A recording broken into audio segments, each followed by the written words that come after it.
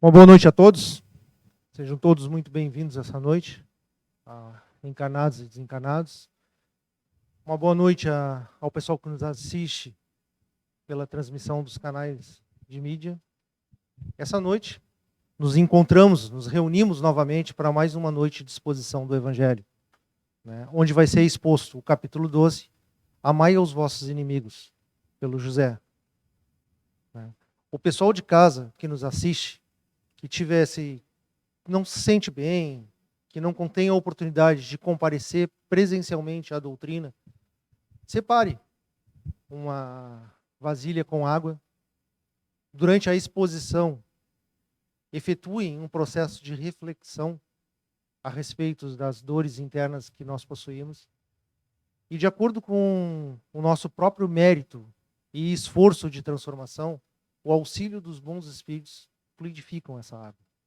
Assim como quem aqui está presente, que vem receber o passe.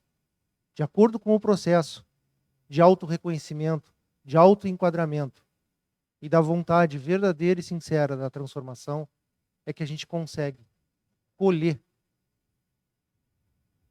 essa ajuda tão importante. Então, nessa noite, nós que aqui nos fazemos presente e que assistimos, vamos nos voltar ao nosso interior e agradecer a Deus pelas inúmeras oportunidades, e a mais importante de todas, a de nós estarmos aqui, tendo a oportunidade de ouvir seus ensinamentos, que percorrem o mundo já há tanto tempo. Senhor Jesus, Tu, que sois a inspiração do mundo, o consolo dos fracos, a força e a esperança de quem realmente deseja a transformação, inspira-nos para que o nosso coração tão endurecido se transforme. Que possamos nos esquecer de nós e nos tornarmos auxílio a quem mais precisa. Que assim seja. Uma boa palestra a todos.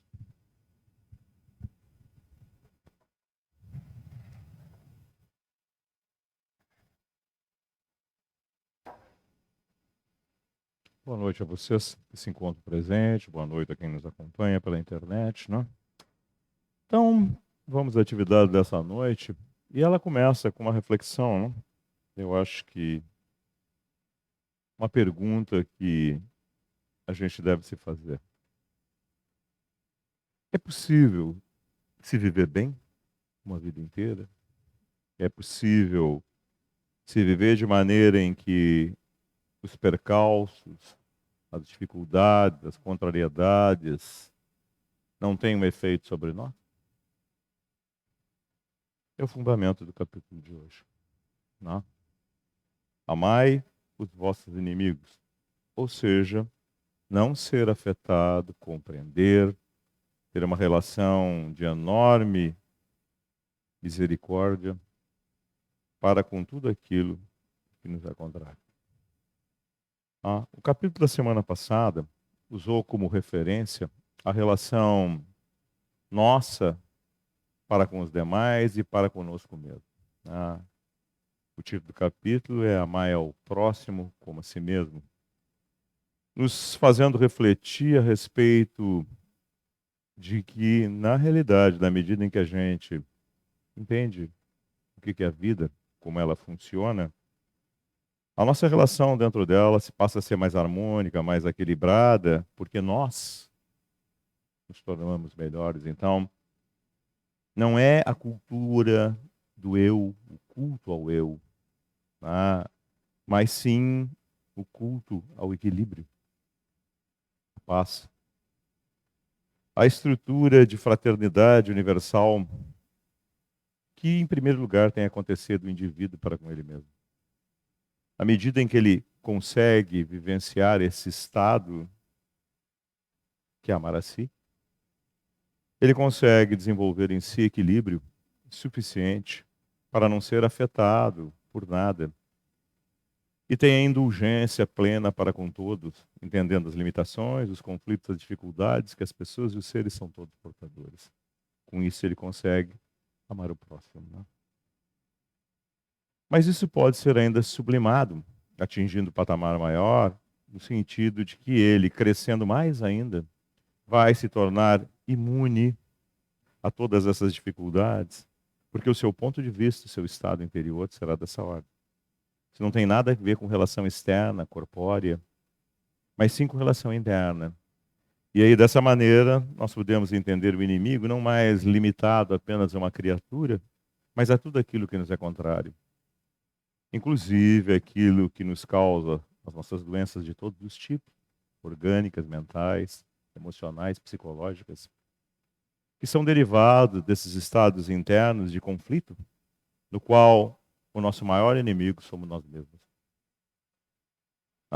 Pela cultura do ego, da personalidade, que é filha da imprevidência, da imaturidade, da insegurança, que quando esse eu é tocado, é atingido, ele se irrita, ele se exacerba, ele se torna agressivo, porque ele é infantil, muito pequeno e muito imaturo.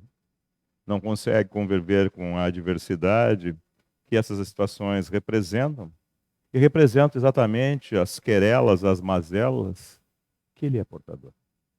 Nosso mundo, por ser um mundo primitivo, porque os seres que o compõem são primitivos, é muito caracterizado por essa situação. Por isso que ele é definido como sendo um mundo de expiação, que é repetição de experiências não logradas, não atingidas, e algumas experiências novas, por isso chamado de expiação e prova, e que nós temos, apesar de repetirmos conteúdo, né, expiação é uma repetição de conteúdo, continuamos com enormes dificuldades quando já deveríamos, a partir de uma segunda instância, uma segunda repetição, já ter a experiência necessária para não incorrer nos mesmos erros. Mas eu vou ler a parábola que dá origem, Jesus falando ao povo hebreu, né, utilizando a figura daquele que é contrário, que na realidade representa exatamente, eu tenho falado muitas vezes disso, e aí você precisa, gente, entender isso, porque esse é o ponto de vista. E quando esse ponto de vista se torna claro, nós não mais localizamos num nome, numa personalidade o problema, porque essa personalidade, esse nome, apenas representa exatamente as dificuldades que nós temos de se relacionar com os conteúdos que ele representa. Notem como nós sofremos por causa disso. Nós adoecemos mental, emocional, psicologicamente e, consequentemente, organicamente. Os estados de desequilíbrio que nós desenvolvemos são todos consequências disso. Então vamos lá.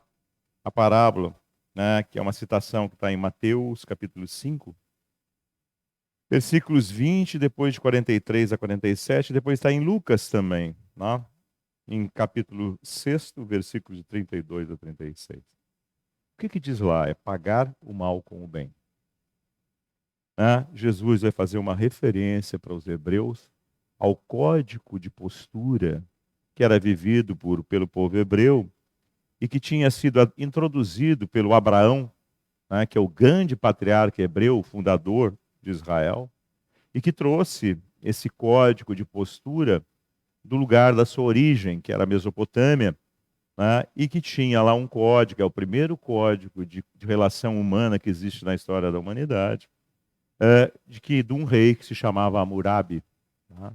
Então vocês vão ver que a citação que ele vai colocar aqui é oriunda desse código de Hammurabi. Então ele diz assim, tendes ouvido o que foi dito pelos antigos, tá? A figura de Abraão.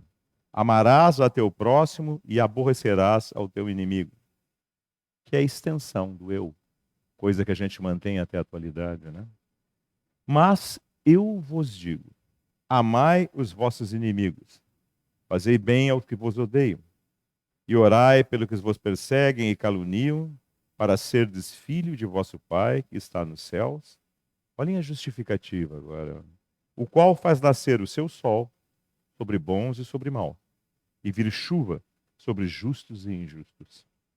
Porque se não amar, senão aos que vos amam, que recompensa vez de ter, né? Por que essa condição? Porque o hebreu só fazia coisa por interesse.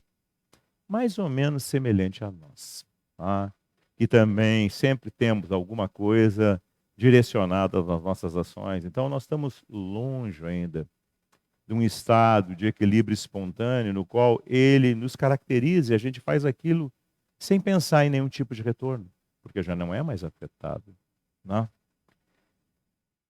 não fazem os publicanos também assim? Para nós isso passa batido. Mas para o hebreu, que via no publicano a figura do corrupto, né, daquele que era considerado indigno, ser comparado a alguém assim era ser rebaixado ao pior nível possível. Então dizia ele assim, equivalente para nós nos nossos dias, se os traficantes, se os pedófilos, se todos esses seres que são considerados à margem da sociedade favorecem os seus, o que vocês fazem mais do que eles? Por que vocês são melhores do que eles? E se saudades somente aos vossos irmãos, que fazeis nisso de especial? Não fazem também assim os gentios? Gentios eram os estrangeiros. Todos os estrangeiros eram chamados de gentios pelos hebreus. O hebreu tinha um preconceito de raça, ele achava superior aos demais. E ter ser comparado com alguém que ele julgava ser inferior à condição dele, era rebaixá-lo. Ele diz, olha, o que tu considera menor do que tu, faz a mesma coisa que tu faz. Por que tu te achas melhor? Tá?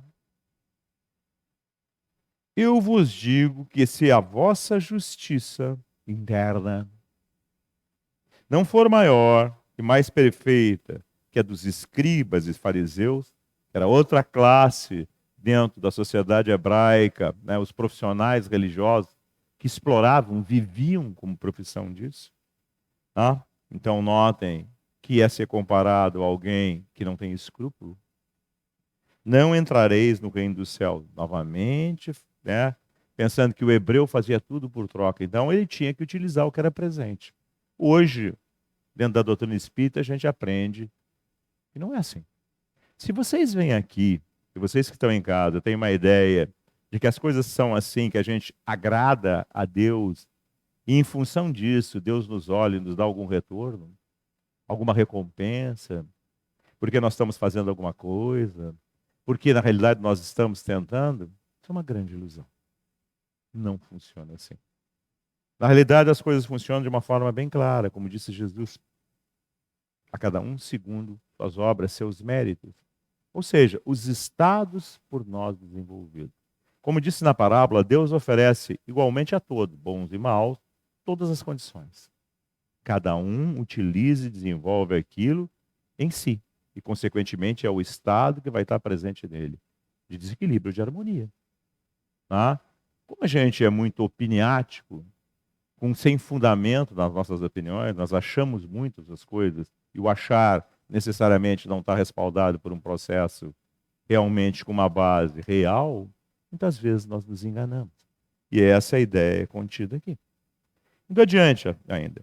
E se vós amais somente aos que vos amam, que merecimento, olhem aí, ó, merecimento, é o que vós tereis, pois os pecadores também amam os que os amam. E se fizerdes bem ao que vos fazem bem, que merecimento é que vós tereis? Porque isto mesmo fazem também os pecadores. Então ele está usando as figuras de época comparativa, dizendo, olha, tudo aquilo que na realidade, aquilo que é reprimido, que é tido como uma coisa que não tem qualidade, faz essa situação. É uma extensão de ego, isso, do eu. Né? A gente protege os nossos. Não é feito isso até hoje. A gente protege filho, parentela, muitas vezes sem sentido. E a gente vem num centro espírita. E a gente diz que é espírita. Eu tenho visto na internet agora tanta polêmica, mas tanta agressividade. E as pessoas se dizem espíritas. Mas será que elas vivem conforme a definição que está contida no item número 1 da introdução do Livro dos Espíritos? Onde lá é definido o que é um espírita ou um espiritista, que é o termo lá colocado, que são aquelas criaturas que vivem e seguem os preceitos contidos dentro do Livro dos Espíritos, da doutrina espírita. Diferentemente que a gente acha que fazer frequência a um local nos torna espírita. E não nos torna. No próprio Evangelho segundo o Espiritismo existe uma citação que diz que espírita se caracteriza por a cada dia melhorar. É alguém que luta e consegue, porque todo aquele que realmente luta consegue. Efetivamente é real o resultado. É missível. Dá para ver. Então, isso acontece de forma regular. O Chico fazia isso. O Divaldo faz isso. Eu estou pegando eles, os nomes, porque eles são muito conhecidos. E são extremamente criticados. Por quê? Pela inveja de quem não faz, pelo descaso de quem não luta, e se cria o estado de santificação, que é uma desculpa para a gente não poder fazer aquilo. Mas eles são criaturas iguais a nós, inseridos no mesmo mundo, com enormes dificuldades. E eles conseguem se superar. Então, se eles conseguem, sendo criaturas iguais a nós, por que nós não podemos conseguir? Nós deveríamos dessa maneira também. E eles realmente são espírita, na acepção do termo. Então a gente tem que pensar muito bem nisso. Quando a gente é perguntado para nós dizemos, não, eu sou espírita. Muitas vezes a gente usa um pleonasmo, né? Pleonasmo é aquela figura de subir para cima, que só pode subir para cima, né? Então a gente diz, não, eu sou espírita kardecista. Como se pudesse existir algum outro tipo de espírita. Isso está contido novamente na definição inicial da introdução do Livro dos Espíritas. Então não existe espírita de mesa, espírita de terreira, o que quer que seja. Não existe. Porque os conceitos, os fundamentos, são completamente diferentes. Mas diferentes mesmo. E isso não é menosprezar ninguém. É colocar as coisas nos seus devidos lugares, como elas se apresentam. Então, toda vez que tem uma citação que existe espírito, por isso é espiritismo, toda vez que existe um fenômeno mediúnico, por isso é espiritismo, não. Umbanda tem fenômeno mediúnico. O Jorrei, que é a igreja messiânica, tem fenômeno mediúnico. A própria estrutura lá dos carismáticos, dentro da estrutura católica, tem fenômeno mediúnico, né? Que é a manifestação que eles chamam do Espírito Santo. Então, em tantos segmentos, existe fenômeno mediúnico sem que seja necessariamente espiritismo. Porque a interpretação, o entendimento é diferenciado.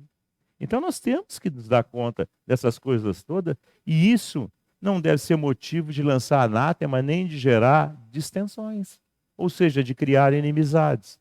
É simplesmente uma maneira clara, específica de colocar as coisas nos seus devidos lugares. É essa a ideia, por isso que eu citei. Mas voltando então onde nós estamos.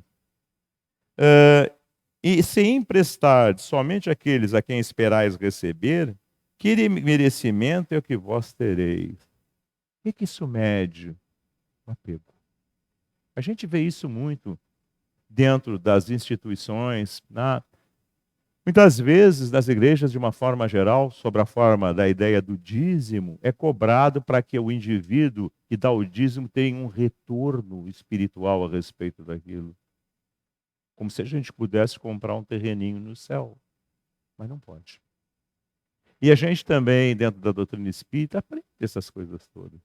E onde existe mais dificuldade a respeito disso, é dentro da atividade do movimento espírita.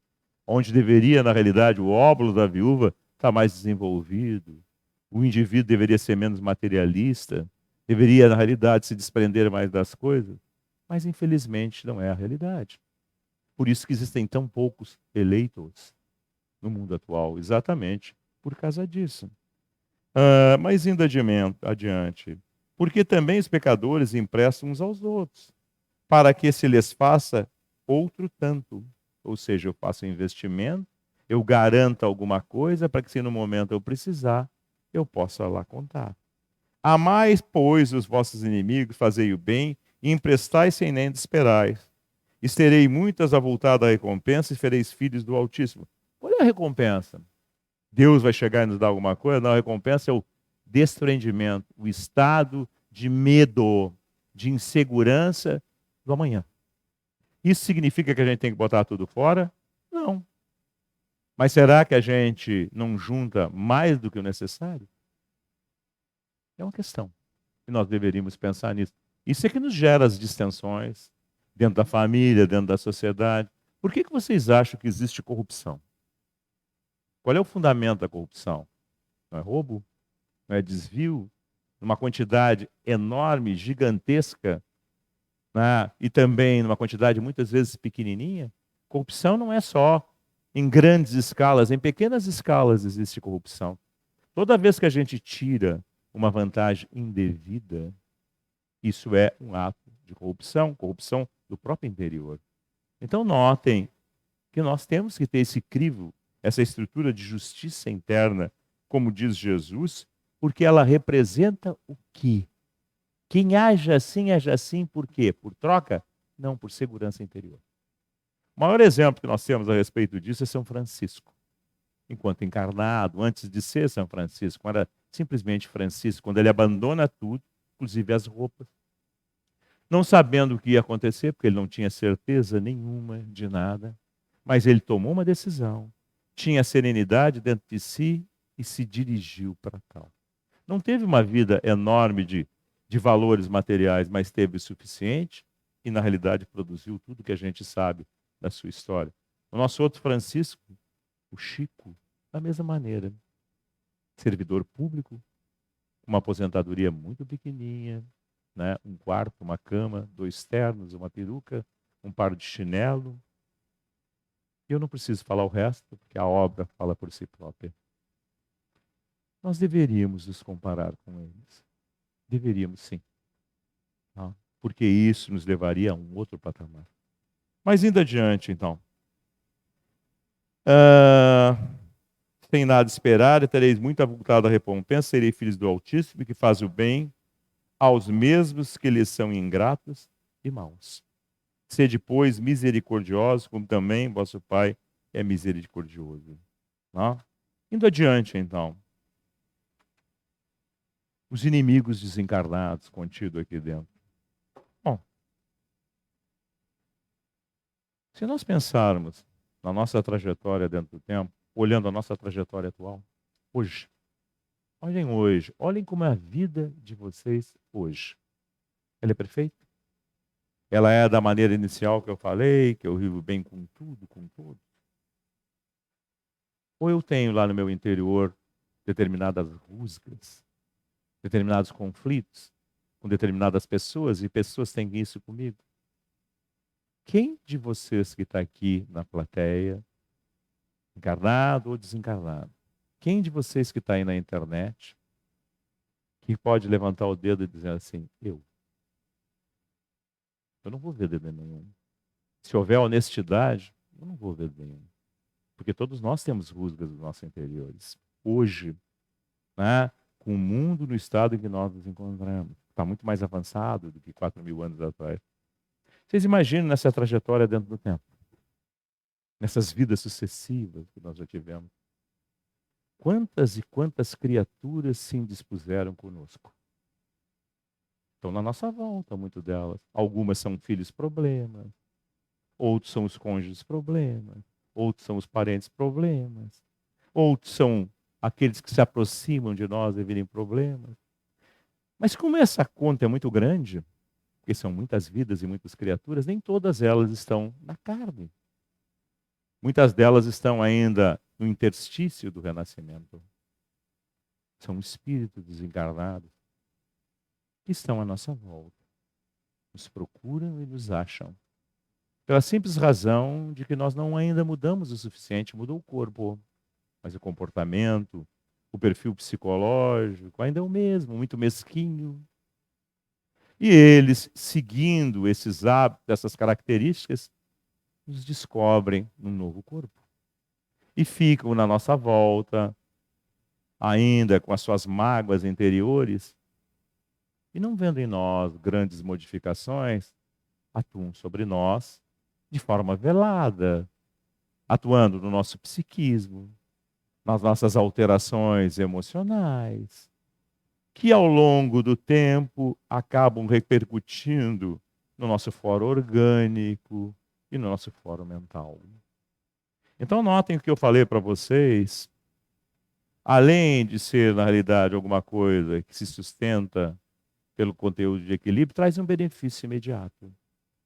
Primeiro, que eu desmancho esses inimigos, que não vendo mais em mim a mesma criatura que antes lhe era contrária, acaba, pelo convívio, pela consistência, desenvolvendo indulgência para conosco.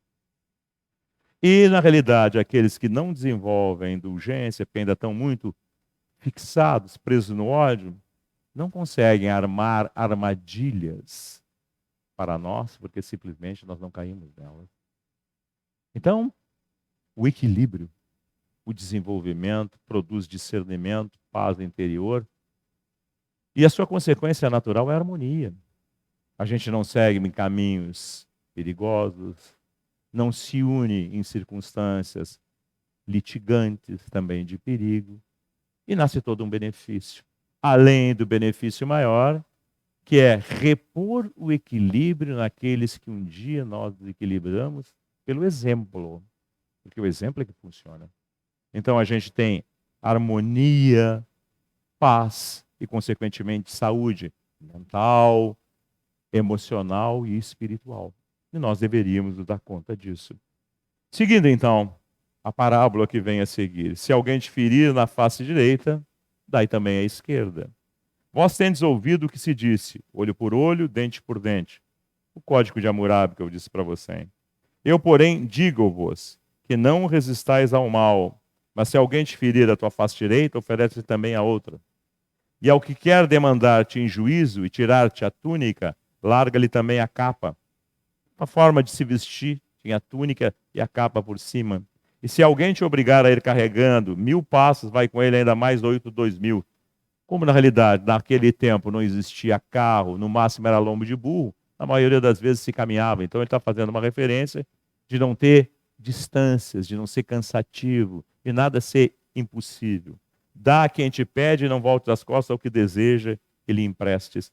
O que ele está falando? Está falando do comportamento da sociedade hebraica, mas que deve chegar até nós. Então, por que a gente reage olho por olho, dente por dente? Tu me fizesse isso, coisa e tal, eu vou te fazer aquilo. Repito para vocês, sem medo algum, por mesquinhez. Nós somos afetados. O ego, né, essa estrutura primitiva, mas é primitiva mesmo, que nos domina e nos caracteriza, é, na realidade, uma ferramenta desenvolvida no tempo para cumprir uma função de subsistência física, né? Na fase mais primitiva da criatura, ainda se faz presente.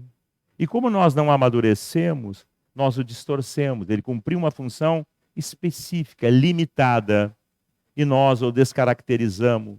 Na realidade, os instintos que cumpriam uma função são descaracterizados.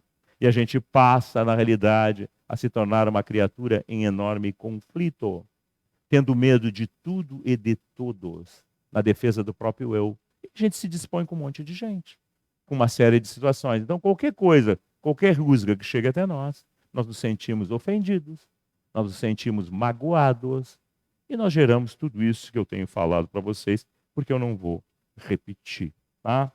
Então, para encerrar, para não ser muito longo, hoje, tá? O capítulo que vem a seguir fala exatamente isso, que as nossas ações devem ser desinteressadas.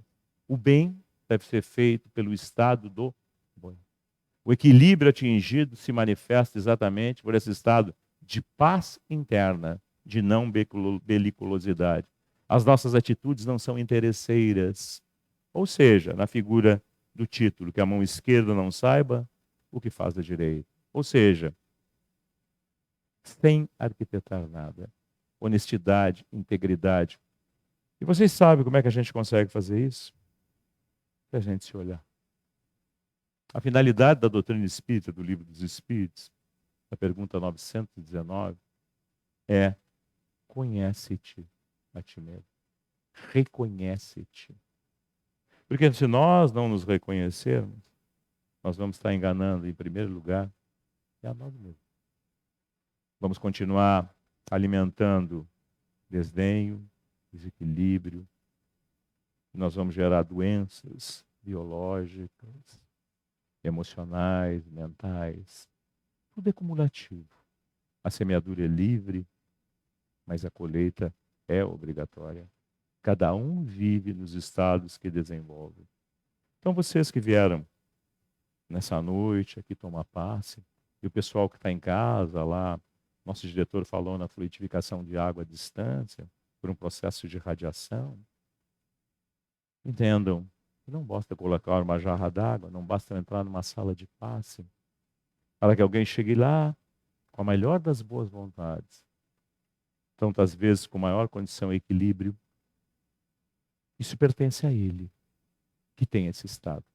Nós que estamos ali para receber, podemos ser refratários. E a gente pode vir quantas vezes quiser numa casa espírita, não modifica nada. Se nós não tivermos outro tipo de posicionamento interno, de verdade, de honestidade, de integridade, nós vamos manter as mentiras e os conflitos dentro de nós. E não há passe. Que passe renovação. Quem não quer se renovar, não se renova. E vai aprender através de um mecanismo muito antigo, desde que existem espíritos na faixa racional, que é a dor. A dor não é produzida por Deus. A dor é produzida pela criatura que fomenta uma ação contrária à sua própria natureza essencial. Nós somos seres conscienciais que temos necessidade de desenvolver consciência e plenitude. Atentar contra isso é atentar contra nós mesmos. Então, vocês que vêm regularmente aqui ou que vêm pela internet, lembrem-se disso. Os espíritos lutam para transformar o mundo. Existem espíritos de escola em alta quantidade. Por que o mundo não se transforma rapidamente? Porque eles não fazem o que deveriam fazer? Não cumprem os seus trabalhos? Não. Ao contrário, eles cumprem. Nós é que somos refratários, teimosos, intransigentes. Então, as dores necessárias ao despertamento se fazem presente. Para encerrar, vocês têm se dado conta o que tem acontecido, né? Terremotos sem parar. Cada vez está aumentando mais a gama de terremotos, inundações, tempestades. Agora no Brasil, né? Estado de São Paulo, choveu 600 e poucos milímetros em 2 dias, morreu não sei quantas pessoas, tem não sei quantos desabrigados. Não foi um terremoto, porque no Brasil não vai ter terremoto, é muito difícil. Nós estamos no centro de uma placa tectônica, não tem como ter. Mas tem outros tipos de cataclisma, outros tipos de situações. Ciclos de doenças novas estão se repetindo, estão se desenvolvendo. Enfim, que tempos são esses de conscientização e de reflexão? O quanto nós necessitaremos ainda da dor por falta de honestidade para conosco mesmo? Então, pensamos todos nós que o mundo melhor depende do nosso próprio eu também melhor.